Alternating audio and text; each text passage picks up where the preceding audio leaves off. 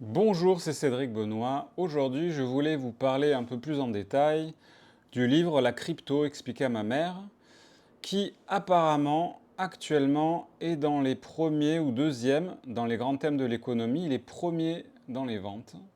J'en suis très content parce que, écoutez, en fait, quand j'ai écrit ce livre, c'était pas forcément pour en faire un succès, mais c'était surtout pour le côté didactique, le côté apprentissage. Moi, je suis quelqu'un qui aime bien expliquer les choses. J'ai un côté comme ça à vouloir aider. Et c'est pour ça que j'écris ce livre. Alors, la raison première, évidemment, c'est parce que j'ai écrit ce livre pour ma mère qui, en février dernier, me disait c'est quoi les cryptos? J'ai envie de comprendre, j'ai envie d'investir sur le Bitcoin, mais j'y connais rien. Et moi, comme je suis quelqu'un d'assez sage, quand même, je lui ai dit attends, ne fais rien. Et moi, mon idée, c'était lui expliquer de manière globale et simple ce que sont les crypto-monnaies, comment ça fonctionne, pourquoi c'est avantageux, etc. Je vais y venir.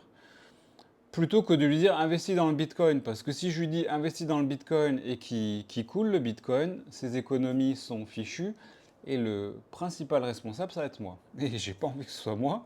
J'ai envie que chaque personne puisse se faire son propre avis après avoir eu, on va dire, une vision globale de ce que sont les crypto-monnaies et comment fonctionne la blockchain, etc. Donc ça, c'était la première raison. Puis, donc moi, comment j'ai commencé avec le Bitcoin, c'était en 2020. Alors, c'était que Bitcoin au départ. Et Bitcoin, si vous voulez, c'était en fin des 3 mois du Covid, et des gens, là où j'étais, dans les montagnes pyrénéennes, disaient, il va exploser le Bitcoin, il va exploser. Et donc, j'ai mis une petite somme, mais pas énorme, hein. Une petite somme. Après, petit, ça veut rien dire, ça dépend pour qui et qu'est-ce qu'on a comme budget, mais pour moi, c'était quelque chose quand même. Et, euh, et j'ai laissé cette somme-là, je ne la regardais plus. 2 ans plus tard, elle a fait un x5. Et c'est là que je me dis, ah, quand même. Donc moi, j'ai sorti cette somme-là et je me suis acheté un beau lit, tatami, etc. Bon, peu importe. Mais vous avez compris le truc, j'en ai profité. Donc moi, au départ, ça m'a... En 2010, j'en avais entendu parler, il me semble, hein, mais j'avais pas craqué dessus, et pourtant c'est bien là que ça aurait été le mieux. Parce que là, ça valait que dalle à l'époque, hein, ça valait un dollar, même pas. Et donc, du coup, bah ouais, il y a des gens qui ont acheté du Bitcoin en 2010 et qui ont fait un fois 100 000. Fois 100 000. Vous mettiez 100 euros, énorme, énorme, énorme. C'est comme ça. Au-delà de l'aspect spéculatif, il y a un côté quand même liberté. Je vous explique. Et d'ailleurs, dans le livre, bah, j'ai axé là-dessus parce que l'argent, c'est bien, mais la liberté, c'est encore mieux que l'argent. Euh, et je m'explique. En fait, quand on est dans une banque, la banque est sous le contrôle aussi de l'État. Et donc, si moi je sors une somme trop grosse, la banque va me dire qu'est-ce que vous allez faire avec cet argent? Alors que c'est mon argent. Mon argent, c'est moi qui ai travaillé, qui ai déjà payé des impôts avec, etc. Il faudrait qu'en plus j'explique pourquoi j'utilise cette somme. C'est quand même dingue. Donc si je transfère, même si je reçois une somme, mettons que, je sais pas, quelqu'un m'envoie 200 000 euros d'un seul coup, la banque va dire non, non, qu'est-ce que c'est ça, on veut savoir, etc. Et va répertorier, va rapporter ça à l'État aussi. D'un autre côté, l'État, lui, veut avoir le contrôle de ce qui rentre et ce qui sort pour taxer. Donc en fait, on a deux intermédiaires parasites, hein, qui ne rendent pas énormément de services, puisqu'ils prennent de l'argent sur notre argent qu'on a durement gagné en payant des taxes en plus. Ces banques, enfin ces deux parasites, hein, pardon, mais ces deux, pardon pour ceux qui travaillent dans une banque, mais je pense que les banques et les États vont devoir s'adapter à ce qui arrive. Donc en gros, on a les États et les banques qui sont des intermédiaires dont on n'a plus besoin. Alors pourquoi? Parce que La crypto-monnaie, elle a été créée en 2008-2009 par Satoshi. Peut-être est-ce un groupe d'individus, peut-être est-ce une personne toute seule, qui a codé un, un programme qui permette d'acheter quelque chose qui est contrôlé par un nœud, tout l'ensemble des ordinateurs du circuit. Donc en fait, on ne peut pas... il n'est pas corruptible ce système, on ne peut pas le hacker, le craquer. Et en plus, il y a un nombre limité de jetons. Donc là, il y a de plus en plus d'États qui achètent, notamment l'État du Salvador, mais aussi les États-Unis commencent vraiment à se pencher sur la question. Je crois qu'ils ont déjà acheté du Bitcoin. D'autres États le font. Donc ce qui va arriver, c'est que bah, le nombre de jetons va diminuer. Il y a des gens aussi qui vont perdre leurs jetons. Il y a des gens qui vont mourir sans transmettre les codes de leur wallet à leurs enfants. Et donc du coup, ces jetons vont aussi vont être bloqués, on va dire. Donc en fait, il y a un nombre limité un nombre limité de jetons, et ce qui fait que forcément, il va y avoir une plus-value. Alors, c'est pour l'instant la crypto la plus solide du marché. Il y en a d'autres, il y en a une autre qui est limitée, c'est Litecoin. Il y a aussi d'autres crypto-monnaies, j'y viendrai peut-être plus tard, qui sont, elles, soit spéculatives et on va dire des mèmes, un peu funny, on va dire. Et il y a des altcoins comme Ethereum, comme XRP qui peuvent être utiles. Ethereum crée des smart contracts. Il y a XRP qui se positionne pour des transferts d'argent dans le monde entier. Donc une crypto qui a un intérêt vraiment peut en effet faire des plus-values, 1 x 2, x 10, x 100, voilà, tout est possible. Hein. Donc, au niveau côté liberté, quand on achète un bitcoin, on achète un bout du bitcoin de la blockchain. La blockchain, c'est justement ce nœud en fait de tous les ordis qui ont toutes les transactions en même temps. C'est pour ça qu'on ne peut pas... Moi, si je m'amuse à essayer de craquer un bout du bitcoin, tous les autres ont vu que j'ai craqué et vont rejeter en fait ce code. Donc en fait, il y a un système global qui est protégé. Après, moi par exemple, j'ai un wallet, ça peut être Ledger, ça peut être ce que vous voulez. Il y en a un qui s'appelle Tandem. Qu'est-ce que je peux citer d'autre? De toute façon, dans les liens, je vous mettrai des liens. Dans mon Linktree, vous avez des liens pour des parrainages. Donc en gros, je suis un peu perdu, désolé, mais je fais rarement des vidéos comme ça, mais j'ai plutôt envie de faire des vidéos live plutôt que de tout couper parce que vous savez, l'IA elle prend le dessus et son discours il est très propre, etc. Moi je suis humain, donc je vais rester humain.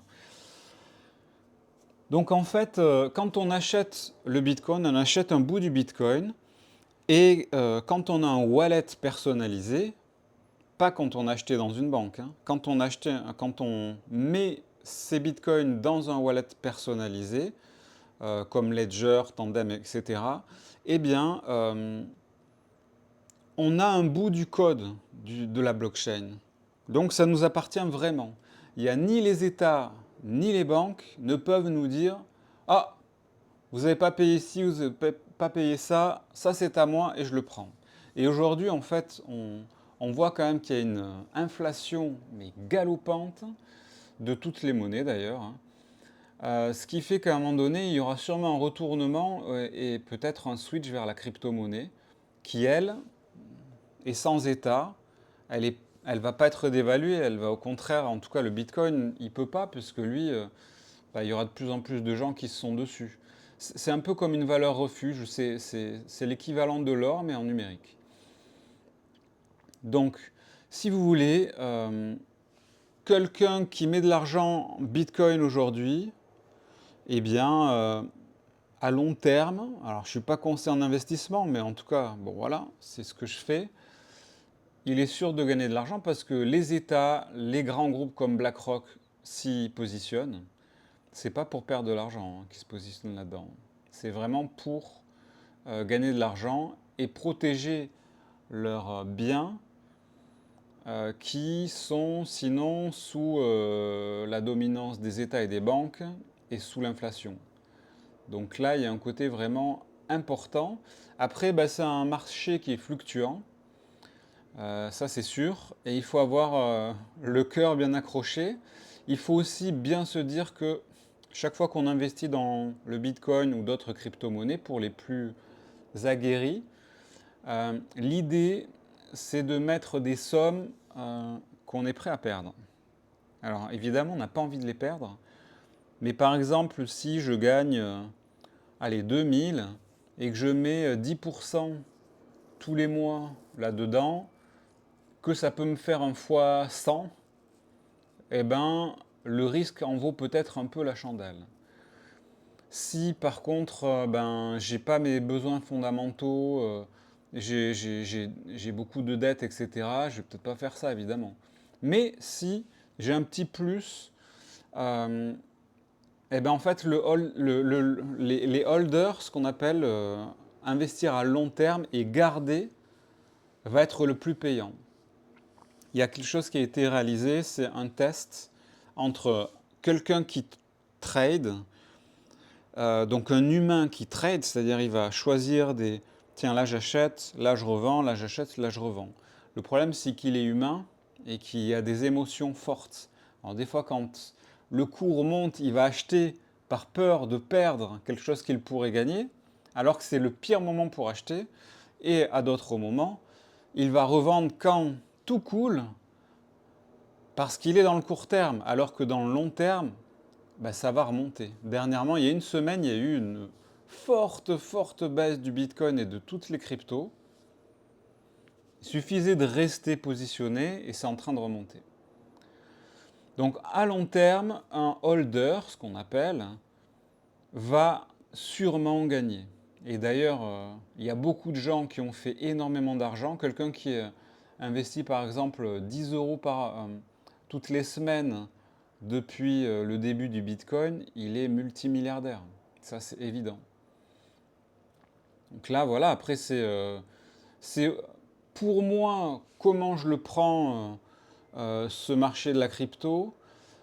J'ai envie d'être de plus en plus souverain vis-à-vis de l'argent. Quand on voit ce que font les États des taxes, de ce qui nous taxe, ça donne envie vraiment de se mettre à l'abri et des banques et des États. Honnêtement, ça c'est sûr. En plus, il y a des échanges qui se font très rapidement. Je sais pas, ma mère ou mon frère a besoin de Bitcoin, je peux lui en envoyer. Alors moi, j'ai pas un Bitcoin, hein, rassurez-vous. Quoique, j'aimerais bien. Mais on peut faire des échanges très rapidement d'argent. Peer-to-peer, c'est de personne à personne, sans intermédiaire. Et ça, c'est génial. Parce que du coup, ben, on est libre. On n'a pas besoin d'expliquer à la banque, à l'État, qu'est-ce qui s'est passé, qu'est-ce que j'ai fait, pourquoi et comment. On n'a plus besoin de papa État ou papa banque. Et ça, c'est une bonne chose. Donc évidemment, moi, quand j'ai écrit ce livre, bah, c'était l'envie de transmettre d'abord à ma mère. Donc vous voyez avec quel degré de bienveillance j'ai voulu faire ce livre. Donc c'est pas pour raconter n'importe quoi, j'ai vraiment fait attention, j'ai cherché l'info, j'ai transmis évidemment le plus clair. Il y a aussi dans ce livre des annexes qui permettent de savoir si on est plutôt un holder, plutôt quelqu'un qui a un profil un peu dangereux ou un peu foufou, ou quelqu'un qui est plutôt curieux mais sans plus. Ça peut être intéressant pour savoir, vous, quel est votre tempérament et faire en fonction de ça. Et, euh, et, en- et enfin, bah moi, pour finir, ce que je voulais dire, c'est que pour moi, pour la souveraineté, la crypto, c'est vraiment l'avenir. Et j'en suis certain. On arrive à un point de rupture où les États sont en train de dégringoler avec leurs dettes, avec leurs taxes immenses. Comment expliquer qu'un pays comme la France taxe à 50%, et encore il y a tellement de taxes cachées qu'on c'est difficile d'évaluer, on va dire entre 40 et 60-70% de taxes pour chaque personne. Ça c'est... Et en même temps, on a un État qui fonctionne mal, des routes qui sont mal faites, des manques de budget, etc. Allez faire un tour au pas de la case. Mais c'est un truc de fou. Les routes sont magnifiques, les gens sont bien habillés, il y a du travail, etc. Donc à mon avis, on va de plus en plus revenir à un État qui est de moins en moins contrôlant, ce qui est une bonne chose, ce qui va libérer la création des citoyens qui vont pouvoir créer de la richesse, enfin, et qui ne sera pas taxé autant, ce qui fait que les citoyens vont être riches et vont pouvoir créer eux-mêmes de la richesse par la suite et la transmettre. Ce qui n'est plus le cas aujourd'hui. Quelqu'un qui meurt aujourd'hui, quand il ne va pas transmettre sa richesse puisqu'elle est taxée à fond les ballons, quoi. Donc là, on arrive, à mon avis, à un point de rupture avec les États. Et donc ce qui est intéressant là, c'est de comprendre que la crypto, c'est un outil d'avenir. Il y a des gens qui disent « Oh, je me plains de mes banques, je me plains de l'État, etc. » Vous avez une solution toute simple et concrète. Je mets une partie ou totalité, bon moi je ne conseille pas totalité, mais de mettre une partie de mes revenus, de mes gains en crypto. Et c'est protégé, c'est disparu. Voilà, on peut pas, ça a disparu, on ne peut pas le toucher. Et ça c'est génial, parce que c'est un échec et mat à toutes ces taxes. Alors évidemment, je vous conseille rien, je ne suis pas conseiller en investissement. C'est pour ça d'ailleurs que j'ai écrit ce livre, pour montrer réellement, factuellement, ce que c'est la crypto-monnaie et comment ça fonctionne. Et après, à vous de vous faire votre avis et de faire ce que vous voulez. Moi, j'y suis allé petit à petit. D'ailleurs, un petit tips, si vous avez, je sais pas, Google, Google Chrome, etc., moi je vous conseille un moteur de recherche qui s'appelle Brave. Parce que Brave Browser, ce qu'il va faire, lui, ça va être génial, c'est que il va en fait vous donner de l'argent quand vous regardez ses pubs à lui. Mais ça va être des bats, ça va être une crypto en fait. Hein. C'est la crypto de Brave, j'imagine. Et, euh, et cette crypto, vous pouvez la changer en Bitcoin, en Ethereum, en ce que vous voulez. Donc moi, j'ai aussi commencé comme ça. Au début, j'ai mis donc une petite somme en 2020. J'ai vu que ça marchait, puis j'ai compris aussi qu'il y avait Brave qui donnait des petites récompenses comme ça. Et j'ai commencé à voir, donc là on voit des fois il y a des fluctuations qui sont énormes, mais c'est intéressant. Une fois qu'on a compris qu'il y a des cycles, que bah, des fois, normalement il est censé arriver en une alt season, c'est-à-dire une saison haute de la crypto, d'abord Bitcoin, Ethereum et ensuite toutes les autres crypto-monnaies. Et donc là, c'est vraiment intéressant de s'y mettre et de faire quelques profits. Mais il y a des profils comme le mien plutôt, bien que je sois un peu aventurier aussi, mais quelqu'un qui est juste holder peut garder et au final, voilà, et dire qu'il y a, je sais pas moi, 6 mois, bah, c'était 80 000, 100 000 maxi le BTC. Aujourd'hui, il est à 120 000. Alors peut-être pas aujourd'hui, il est encore à 115 000, il me semble. Mais voilà, ça ne fait que bouger évidemment. Il faut aimer les fluctuations, aimer un peu le risque, être un aventurier quelque part. Un aventurier, on ne sait pas trop où on va, mais on défriche. Et c'est parce qu'il y a des gens comme vous, comme nous, qui défrichons, que le reste de la population va rentrer aussi dedans et qu'on peut changer de paradigme. Voilà, le livre s'appelle La crypto expliquée à ma mère. C'est moi qui l'ai écrit, Cédric Benoît. Et il est encore top des ventes. Je vous montre les.